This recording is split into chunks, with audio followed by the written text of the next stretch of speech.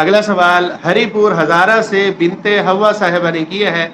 مفتی صاحب میرے ہاں کچھ لوگ ہیں جو ہر اسلامی مہینے کی 11 تاریخ کو 11ویں شریف کے نام سے نیاز بانٹتے ہیں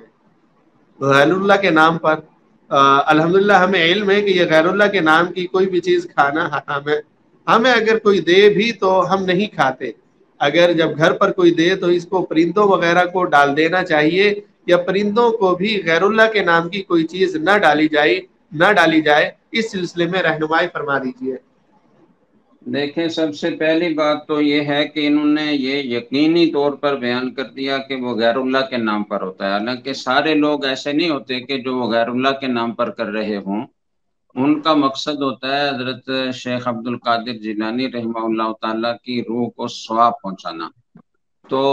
اگر کسی کا ایصال ثواب کا ارادہ ہو تو اس صورت میں پھر یہ شرک میں نہیں آتا اور غیر اللہ کے نام پر نہیں آتا۔ غیر اللہ کے نام پر تو جب ہوگا کہ جب وہ حضرت عبد القادر جیلانی یا کسی بھی بزرگ کے نام پر اس طریقے سے کوئی چیز دیں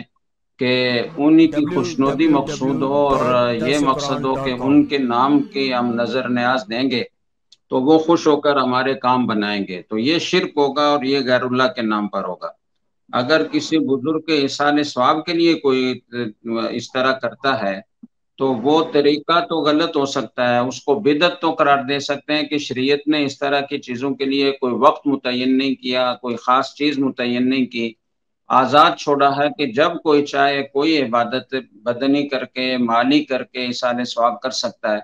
تو اس آزادی کو قیود میں مقید کر کے 11 تاریخ کو اس کے لیے متعین کرنا یہ بدعت ہے،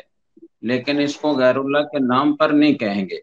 تو مطلقاً سب پر ایک حکم نہیں لگانا چاہیے۔ بہرحال اگر کہیں غیر اللہ کے نام پر ہی ہو رہا ہے واقعتاً تو پھر اس کا کھانا جائز نہیں ہے اور پرندوں کو ڈالنا جائز ہے، اس لیے کہ پرندے مکلف نہیں ہیں۔